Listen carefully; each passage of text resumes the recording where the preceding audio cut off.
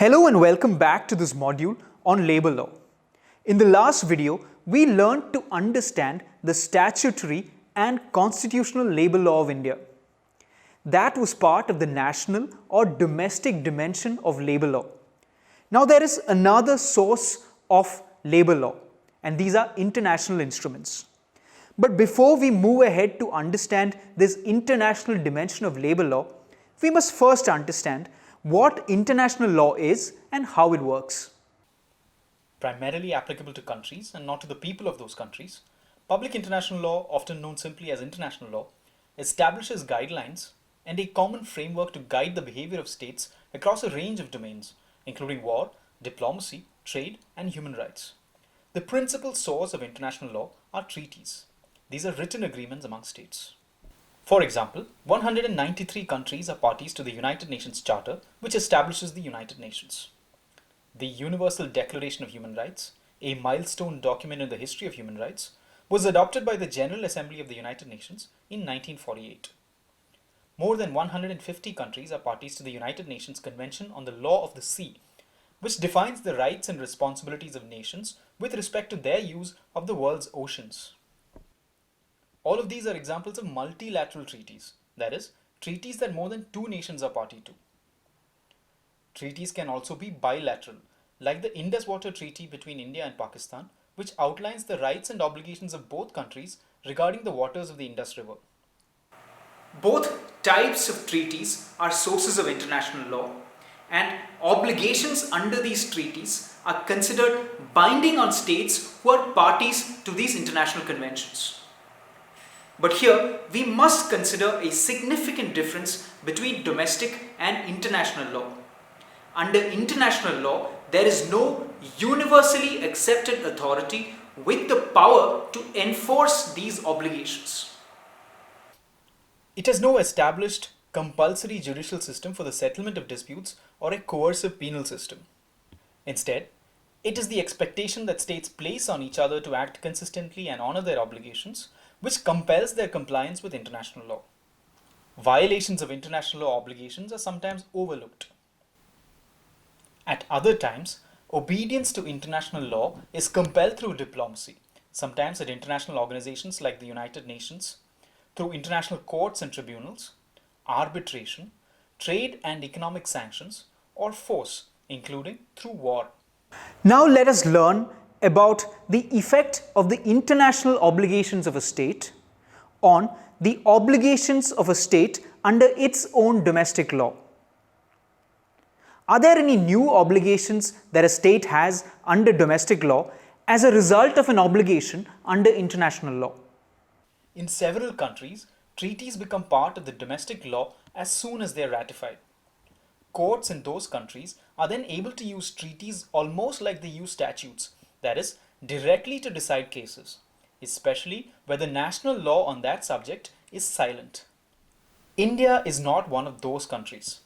Usually in India and in several other countries, international treaties are only an interpretative tool in cases where the domestic law on a question is ambiguous. But the 1997 judgment of the Supreme Court of India in Vishakha versus State of Rajasthan provided an illustration of how obligations under an international treaty could become part of Indian domestic law. At that time, while India did not have a law dealing directly with sexual harassment at the workplace, it was a party to the Convention on Elimination of All Forms of Discrimination Against Women, an international treaty.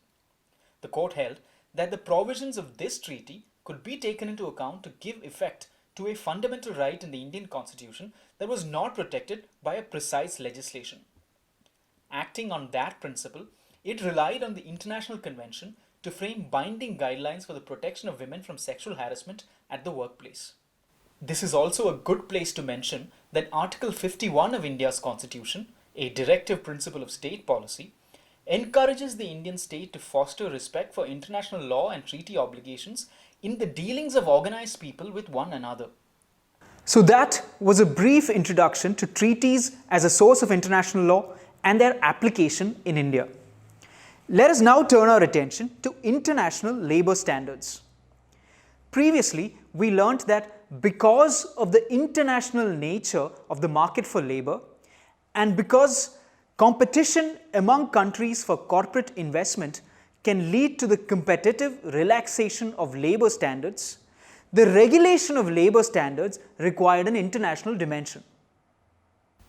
In the first module of this course, we had learnt about the growth of the labor movement around the world and had noted as a pivotal movement in its internationalization the establishment of the International Labour Organization with governments, employers, and workers as its constituents.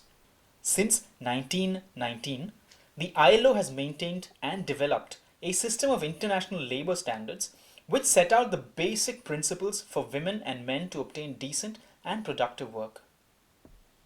These standards are drawn up by the representatives of governments, employers, and workers and are adopted at the annual International Labour Conference.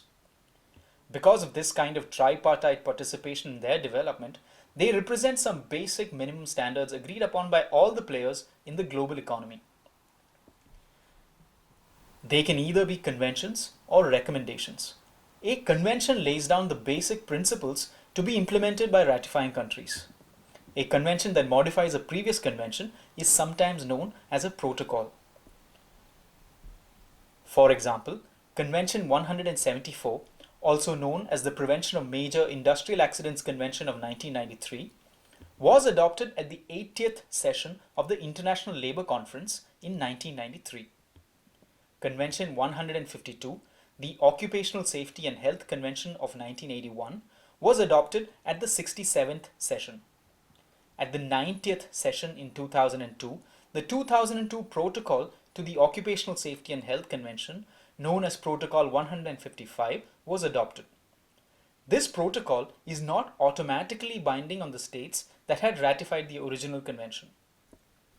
Convention 182, also known as the Worst Forms of Child Labour Convention of 1999, was adopted at the 87th session of the International Labour Conference in 1999. This is now considered one of the 8 fundamental conventions, meaning that it has been identified by the ILO governing body as containing some of the basic principles related to rights at work.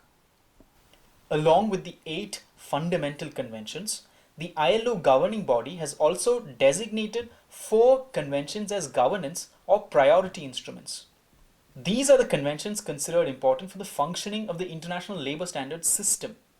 The purpose of these special statuses is to encourage more member states to ratify them.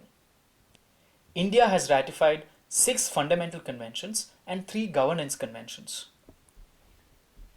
We will learn some more fundamental conventions in the next video.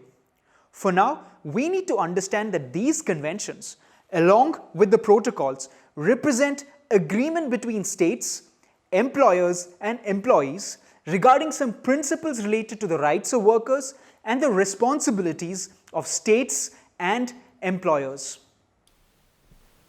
Recommendations provide more detailed guidance on how principles found in these conventions could be applied. Unlike conventions, they are non-binding guidelines. For example, Recommendation 190, which accompanied Convention 182, suggested programs of action and other ways in which the global consensus represented in the Worst Forms of Child Labour Convention could be implemented. India, a founding member of the ILO, has been a permanent member of the ILO governing body since 1922. It follows an elaborate procedure for ratifying an international labour standard, doing so only after national laws are brought fully into conformity with its provisions. The ministries of India's central government, who will be affected by the provisions of the convention, will first discuss among themselves whether it should be ratified. If they agree on ratification, the Ministry of Labour and Employment will prepare a note that is discussed in the Union Cabinet. Only once that is passed is the note sent forward to the Parliament for its approval. For example, in 2016, India amended the Child Labour Prohibition and Regulation Act of 1986 to completely prohibit the employment or work of children below 14 years in any occupation or process, except for those based in the family or home, and the employment of those aged between 14 and 18 years in hazardous occupations and processes. That change aligned Indian domestic law with its obligations under the Worst Forms of Child Labour Convention. Only then did India, in 2017, ratify the convention and deposit the instruments of ratification with the ILO. Other countries also go through a similar process of examining and, if necessary, revising their own laws and policies to comply with an international standard that they wish to ratify. In this way, even before there is any ratification, an ILO convention is a model for a country to shape its own national law and practice. Some countries may even decide to use an ILO convention as a model for drafting their law and policy without actually ratifying it. Once it has been ratified, an ILO convention becomes part of the international treaty law applicable to the ratifying state. In India, that means, as you know, that Indian courts can use it to interpret the domestic law. These are the consequences of ratification for a country's domestic law. Let us now learn about the consequences of ratification in the international domain. Under Article 22 of the ILO Constitution, once an ILO convention is ratified, a country is obliged to report regularly about its application. This system of reporting is the foundation of the international regulatory system for the application of international labor standards. Every 3 years, governments have to provide reports detailing the steps they have taken in law and in practice to apply any of the 8 fundamental and 4 governance conventions that they have ratified. For all other conventions, reports have to be provided every 6 years. These reports are examined by a committee of experts composed of 20 eminent jurists appointed by the ILO governing body, which then prepares an annual report of their observations on the compliance of states with international labor standards. Representation and complaint procedures can also be initiated against countries for violations of a convention that they have ratified. Under the representation procedure governed by Articles 24 and 25 of the ILO Constitution, an industrial association of employers or of workers has the right to present to the ILO governing body a representation against any member state which, in its view, has not complied with any convention to which it is a party.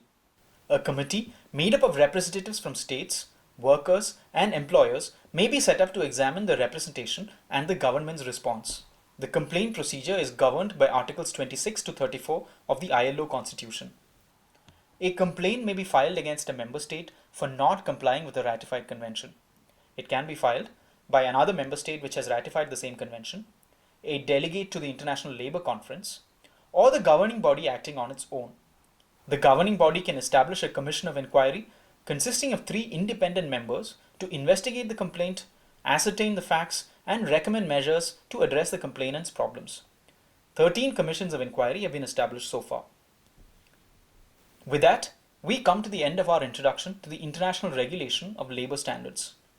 We learned how international labor standards come into being and how they shape a country's domestic law. Even where a standard is not ratified by a country, it can become a model for the future direction of national laws and policies because of the global and tripartite consensus among governments, employers, and workers that it represents. And in cases where a standard is ratified, a country is then obliged to periodically report on its compliance with that standard. A country can also be subject to representations and complaints procedures at the ILO regarding any non-compliance with a ratified standard.